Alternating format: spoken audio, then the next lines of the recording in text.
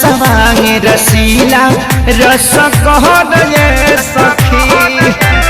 लूटेला खूब जवानी के लहर ये सखी मिलल सवांग रसीला रस कहर ये सखी लूटेला खूब जवानी के लहर ये सखी बड़ा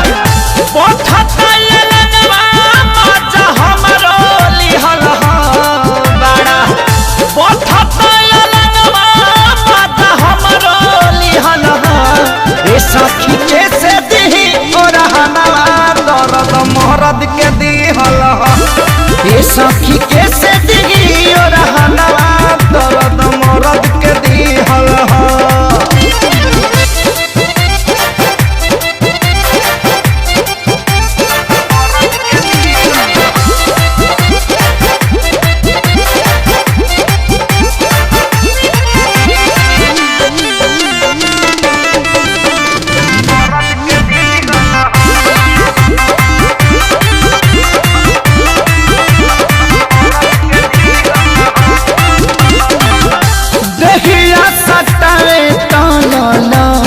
जाता मनावा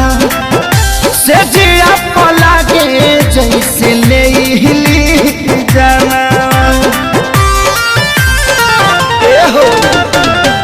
दहिया सटाता ललच जाता मनावा से जिया पला के जैसे ले हिली जानवा कबो पेट नहीं भरे की हो पतियारी कबो पेट नहीं भरे की हो पतियारी ए सखी कैसे दी और दर्द मोहरद के दिहल ए सखी कैसे दी और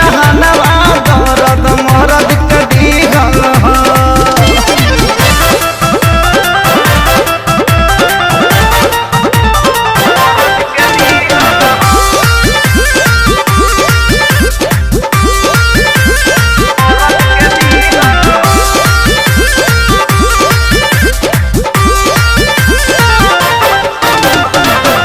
निकना गिला के जगिया सूत जाले फरके कुंदन खेसारी संगे खटिया न चरके निकना हिला के जगिया सूत जाले फरके कुंदन खेसारी संगे खटिया न चरके बाटे